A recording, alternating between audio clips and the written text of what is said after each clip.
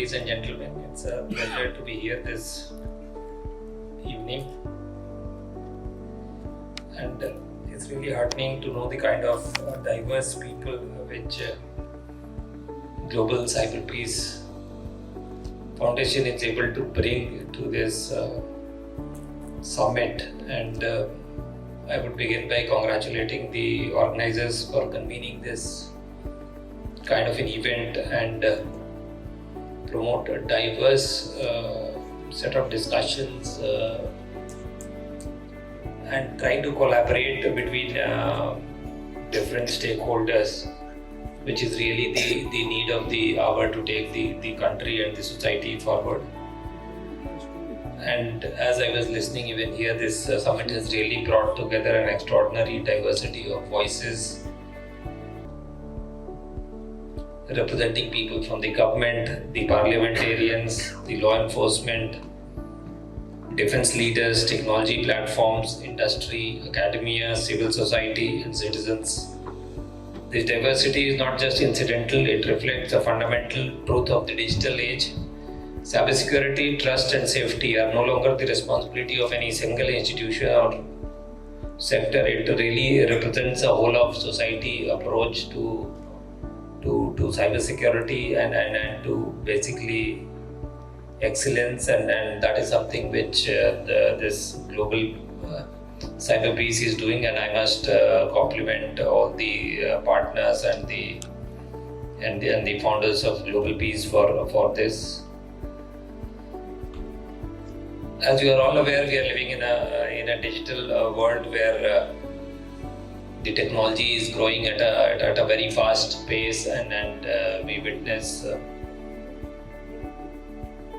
the technology is changing and new and emerging technologies acting as enablers as well as disruptors at the same time. As one of the leaders in the cybersecurity, and we become a responsible cyber power, which is looked upon by the world as someone to emulate with. Coming back to this event, I once again have learned from the various stakeholders that the summit has done something unique in terms of taking things from dialogue to practical pathways forward, be it policy alignment and capacity building to technological readiness and international cooperation. The initiatives and partnerships announced here, I am sure, whether it is in workforce readiness, trust and safety frameworks, or future-facing security challenges, are important steps. Their real impact will depend, however, on the consistent follow-through and sustained collaboration beyond this summit. But looking at the energy level of the participants, I am sure that all these initiatives would be carried forward to their logical and platforms such as this will give people the right kind of partnerships required to take these things forward. As we leave this gathering and as we move towards the end of this summit, I would encourage all the participants to view this not just as a conclusion but as a continuation. CyberPeace is not achieved in a single conference or a policy document. It is built over time through trust, shared responsibility, and a willingness to engage across differences. The challenges before us are complex, but the conversations and the commitments I see of the individual speakers and the participants and the partners give me reason to be confident that we'll move in the desired direction.